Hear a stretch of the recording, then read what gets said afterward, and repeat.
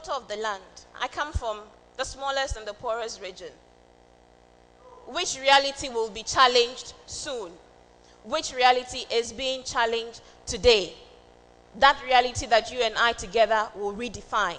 But the statistics as it is, we are the smallest, we are the poorest. That ought not to be our lot, should it?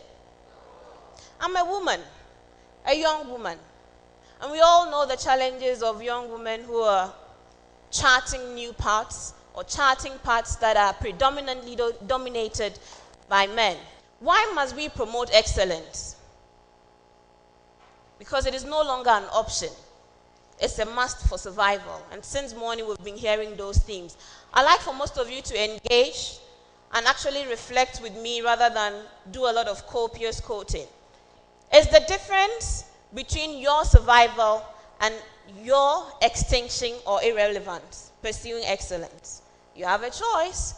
You have your senses of choice and of rationality. Choose whether you want to be relevant in our world or you want to be extinct through irrelevance. And the more scary bit, you have no idea just what we from this part of the world are up against. People are building 30-story buildings in how many days? 15 days. You think they are sleeping? You think they are sleeping? So you're up against a greater challenge. You have no idea what it is. So what will you do? John Mason once said, the formula for success today might be the ingredient for failure tomorrow. Thus, we must constantly innovate to suit the changing times. You agree with him? You agree with him? Because this is what he's talking about, innovation. You either find new ways of doing things or you become irrelevant, because changing times will necessarily demand new ways of thinking, new ways of action. Now, the single most startling manifestation of the power of innovation is the computer age as we know it today. And this is as a result, as we know, of how it's giving birth to creativity in unprecedented levels through technology. Some of the names: Steve Jobs, he died recently. Apple. Everybody wants to own an Apple product. Let's talk about Bill Gates of Microsoft, Larry Page, Sergey Brin of Google, Chad Hurley, Steve Shen, and Jawed Karim of YouTube. These are all platforms that we use, don't we? People are on Facebook. How many of us are on Facebook? Almost everybody. So you think your lot is to providing markets and business for others who create and generate the ideas? Or you want to challenge yourself to be an innovator? You want to be an innovator? I can't hear you. That sounds very non-committal. You want to be an innovator or what? That's the way to go. The future lies in those who would create, because you cannot share that which you don't have. You can't talk about wealth creation if you don't create wealth. Who creates the wealth for you to take a share in?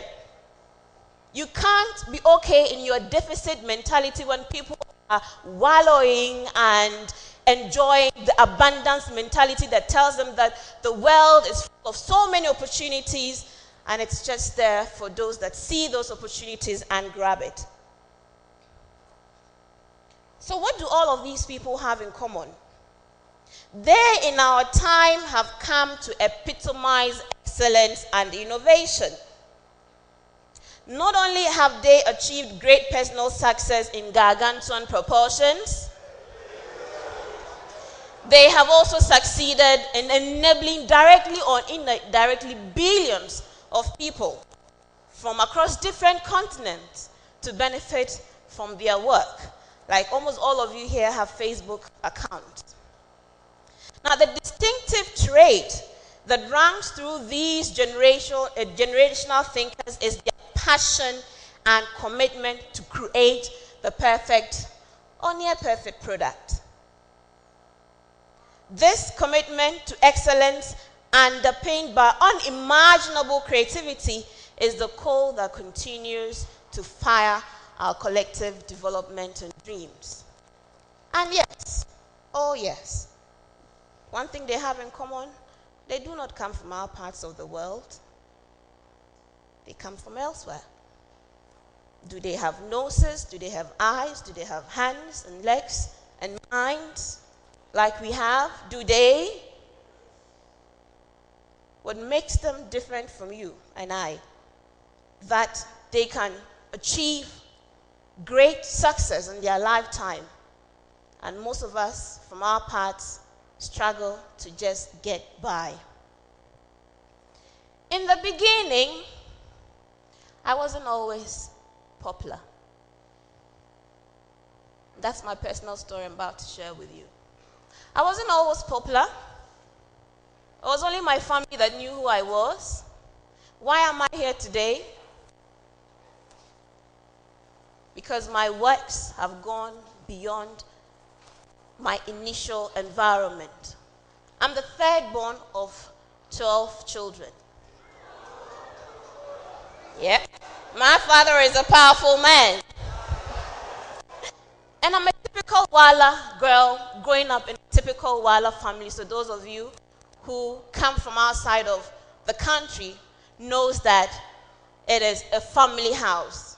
I was born in Accra, grew up in Accra, experiencing the best and worst of both worlds. The family house was always full to capacity every time. Uncles, distant uncles, not so distant uncles, aunties, cousins. You shared everything. You shared bathroom, toilet. You ate from the same bowl. So there are these big bowls for females, young females, adult females, young males, adult males. You all sat around the bowl.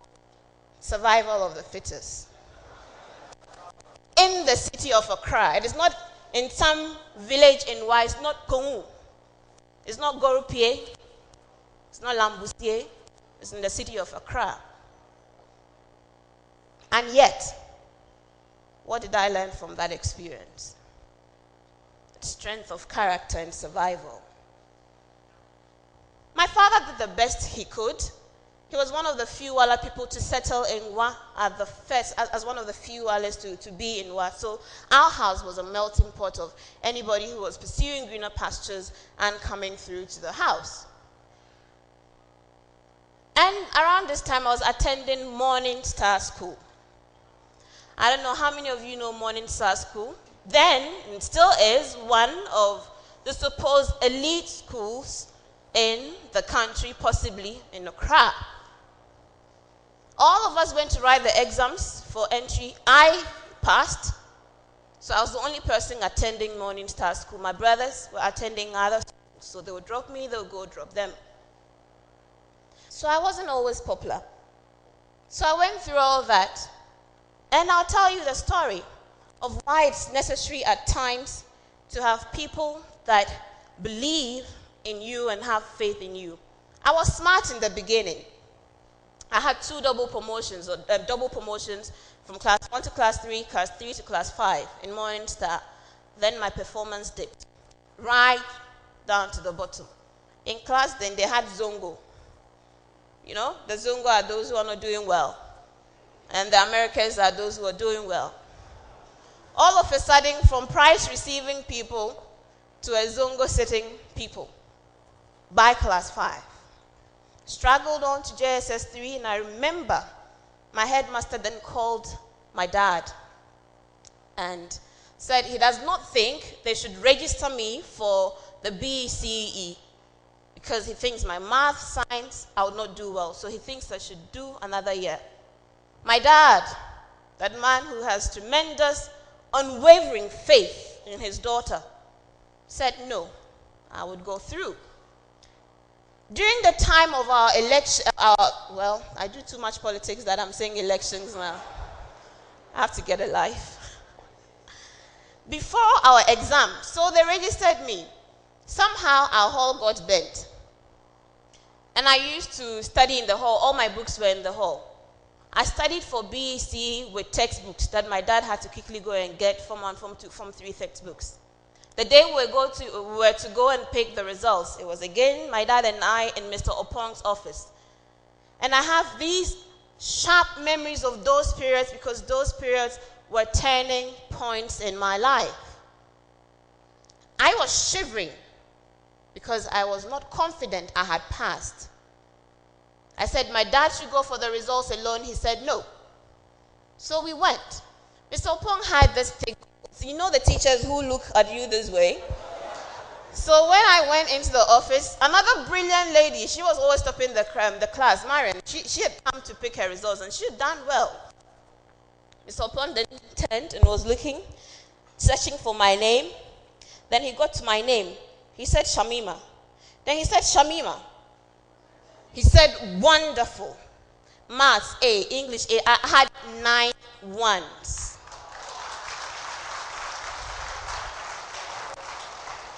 Thank you. Mr. Opong was shocked to the marrow.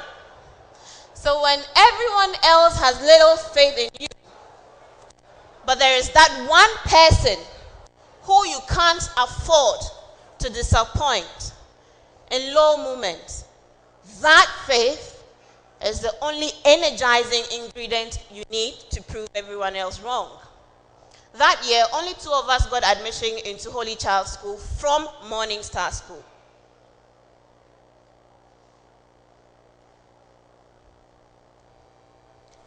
So what have been some of the signposts through this journey? Albert Einstein said, the significant problems we face cannot be solved at the same level of thinking we were at when we created those problems. And we heard it, as a man thinketh, so he is. As he continues to think, so he remains. You are what you think and say. So advice is, watch your thoughts. They become words. Watch your words. They become actions. Watch your actions. They will become your habits. Watch your habits. It defines your character. And better you watch your character, it will tell you your destiny. Have firm faith in God and yourself. Somehow through the ups and downs of my growing up and of sharing and of anger and of upset that sometimes your dad would spend time and money on others other than you, sometimes through it all, I had this unwavering belief that I would always get through. I don't know where it came from. Even in moments of doubt, I know that this too shall pass. So first of all, basic ingredients, it's there. Have this unwavering faith and belief in yourself and God that there's a purpose for your life, else you won't be here. That purpose you're on a journey to discover. Discover, you definitely will. Get engaged. Not to each other. Get engaged. Get engaged with your family. Get engaged with your community. Get engaged everywhere you find yourself. There is no time for passive actors in the world. No more time. If you're okay and your choice is to resign yourself to mediocrity, by all means you have the choice to do that. Hey, go enjoy your mediocrity. But if that's not what you wish for yourself, get engaged. The beginning of my engagement was not in secondary school, it was at the University of Ghana. How did it happen? A very cloistered upbringing, a very strict father. And all of a sudden, I'm all alone in a university where freedom stares at me in the face, where all the things I wanted to do that never was able to do that I could do. It was during the very important stage of engagement that my life turned around. You know when they have orientation for you in schools? When you come to the university for the first time and you think that is not important, how many of us attended our orientation? Be honest. Because you think you do not have time for an orientation program. Wrong.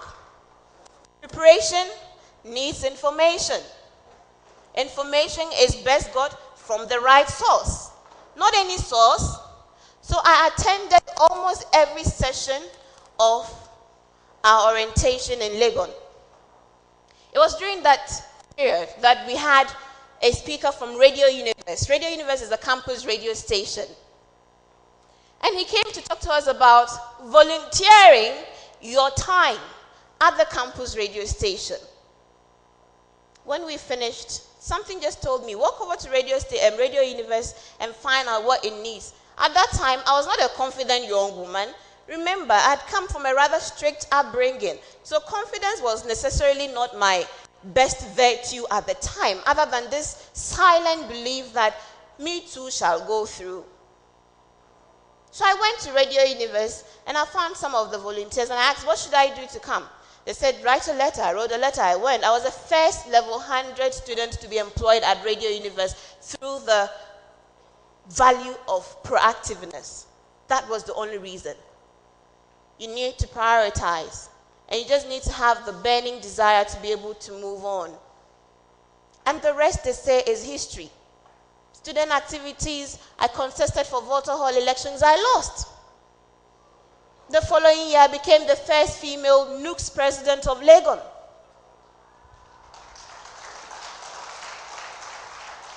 If you don't lose, often you don't value the essence of winning. Prepare and learn. When the opportunity comes, you would see it. Why do I say so? I'll tell you shortly. And leave an impression to secure a callback. Because when that opportunity comes and you fail to utilize that opportunity, that is it. You might not get the second chance to make a first impression. British Council needed a Muslim woman. At the time, apparently they had said they wanted a lawyer. Raymond didn't hear it. Raymond gave the recommendation to them. I got a call. I got a contract to do a 1-year project with Muslim girls in Nima and Mamobi. I was paid £100 per contract day. Invest in your head. I could have gone on a shopping spree. That was the beginning of my relationship with British Council. I would continue after that project to do a lot more things with British Council. I would continue to apply for a scholarship in British Council. I would get that scholarship and British Council would pay for my plane ticket to the UK. And that was the reality of my life. They paid for my ticket and they gave me allowance. I didn't go into the embassy to apply for a visa. I remembered when my dad told me, if it's time for you to go to America, you will go to America. Oh, fast track. Couple of months later, years actually, in 2009, I'm there doing my own thing. Get a call. Hello, this is the U.S. Embassy and would like to invite you to attend a presidential forum in the U.S., in Ghana. I said, hello, this is Shamima. Said, yes, ma'am. So in 2009, Anas, myself, and Kojo traveled to join 140 other young African leaders at the invite of the president. If I hadn't been nice to Raymond and Tolai that day and walked away, a whole chapter of my life could never have been written. That single act of being nice, that single, so never underestimate the value of small steps. That single act is what led to my whole life with the BC and the US Embassy. My decision not to follow what the crowd is doing. Don't always follow the crowd. They might lead you to a pitch. Patience. X must be hashed, not crushed. And what is yours will be yours. Also, as I said, never underestimate the power of little steps. These are the key things I have taken from my very young journey, which I believe is not yet over. So how do we nurture the habits for excellence? As we have been told, excellence is not an act. Defines habits as the intersection of knowledge, skill, and drive. Knowledge is a theory. By all means, get the qualifications if that is what is going to give you the entry point. But that alone, my brothers and sisters, will not stay you on top. So the how, also important. The skill, you need to get the necessary skill. And the drive, which is my best and my favorite. Can't I also be a Hollywood wife? Why should I wake up at 4:30 a.m. to make it to a 7 o'clock program because I live far away and there's traffic? Because there's motivation for what I do. Because I get fulfillment from what I do. Because I now know that I touch lives beyond measure from the feedback that I get. So without passion, passion is energy. If I come to you and you are sulling and you're boring, believe me, I am tuned off. I will not listen to you. In fact, if I wish to listen to you, I can't listen to you. Because everything about you is oozing weakness. Who wants to associate with weakness? If I'm on a path to greatness, I don't want to associate with weakness. So please, it is okay to be shy every now and then. Your shyness shouldn't be debilitating. Know your stuff. Because if you know your stuff, you know knowledge is covered. Skill you will build over time. And people ask me, where have you come from? Yes, I joined the media again in 2004 during the elections. Again, that was when I said I needed to engage. I love politics. If I can't do mainstream politics, I can do something that is close to politics because I have not made the choice to do mainstream politics as yet. So sometimes, if you're unsure about which passions to pursue, find a common ground that allows you to still explore both. That when you're ready, you are ready. I was a serial caller once. A public serial caller, public interest serial caller. So I'll call into radio stations. I'll call into Joy, I'll call into Gold.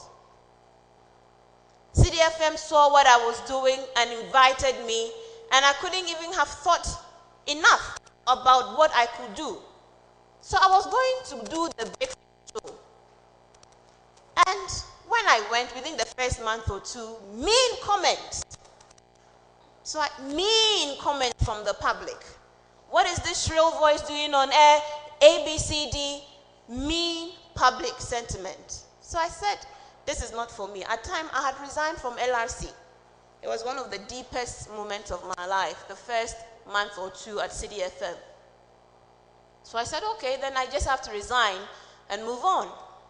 My boss, Samuel Atemensa, and I have to ask all of you to clap for him. Samuel says, maybe we did this too early. I want you to come and host the Prime News. In fact, at that time, somebody was hosting the Prime News, and this was like June, July. Election was coming. He said, let's do an afternoon program, an election watch program. We can call it Campaign Trail. We'll follow all of the people, the politicians. So I started hosting Campaign Trail 2 hours in every afternoon, every day.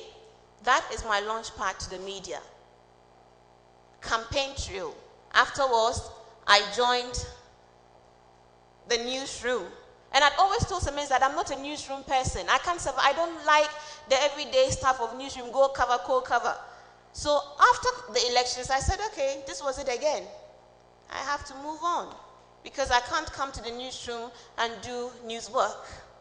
Simmons again read my mood. Even before I could tell him I wanted to move, he says, you know what, host Prime News for a while. Let's see how you do it. Within 2 months, I was moved from Prime News to Eyewitness News. The rest, as they say, is history. Eyewitness News today is the most competitive news magazine program. Now, when you're on to something and your number one competitor sometimes does something similar, then you know that you have pushed the boundaries of the market. Then you can say that it's no more a man's game. I never went to any journalism school. I learned on the job by volunteering at Radio Universe. Money wasn't the motivation at the time. Don't always look out for money, look out for opportunities. You are in school today. How many extracurricular activities do you engage in? How can you say you want to break from the mold of shyness when you will not get involved in any public activity? You will not attend any student program, any church program, and you won't speak out even if you were present. How can you ask God to give you patience when you don't want him to challenge you with the trials that build character and patience. So you cannot build a skill if you don't work on that skill, ladies and gentlemen. So skill, knowledge, passion. My personal favorite, from Malcolm Gladwell's book, The Outliers, persistent practice. He says, talent is overrated. Potential is just what it is. It is potential. Practice what you do at least 4 hours a day for 10 years. You will become a genius. There's no science to it. Persistent practice is key. So talent gives you an added advantage because many people look up to you to connect them with energies, because laughter is infectious. Good things are infectious, such as bad things, and misery likes company. Stay clear of those who think that they are the only miserable people in the world. Please show some passion and drive. Show that you actually are enjoying what you do. Pretend it till you become it. It's not a crime. If you want to be rich, walk with the rich people. Talk like a rich man. Prepare. Oh yeah. Positive affirmation. This is my lot. It shall be mine. As I'm even getting to the end, I want us to hear the poem. I didn't want to say in conclusion. They said we should be innovative, right? So my conclusion is, and so to recommit to the journey. Let's hear this poem. At this moment, I'd like for us to internalize it. Close your eyes. You're safe. There's going to be no bomb, no here.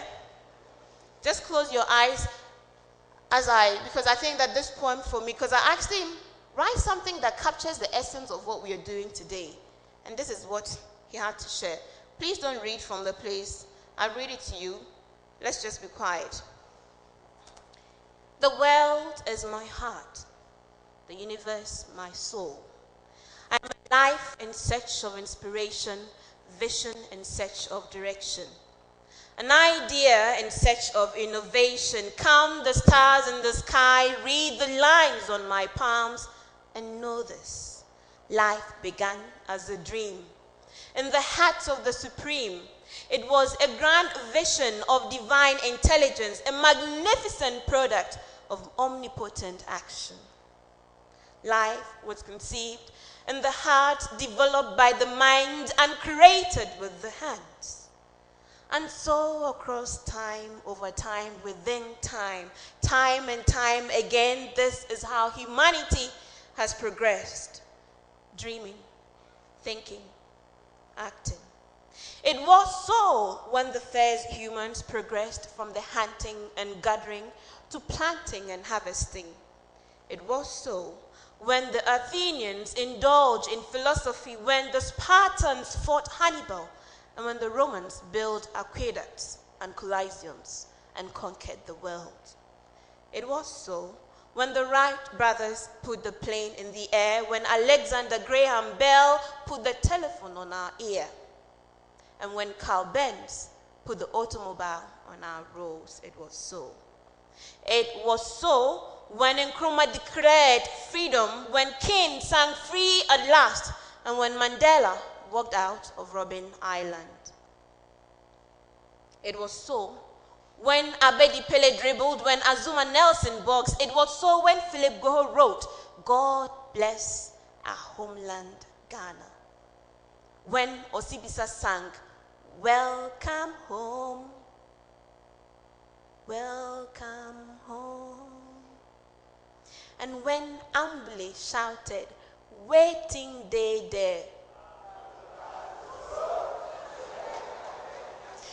It was so when Albert and Comfort started Springboard. This is the timeless truth of all time, passed on from generation to generation, that we dream, we think, and act for the world to progress. Thank you.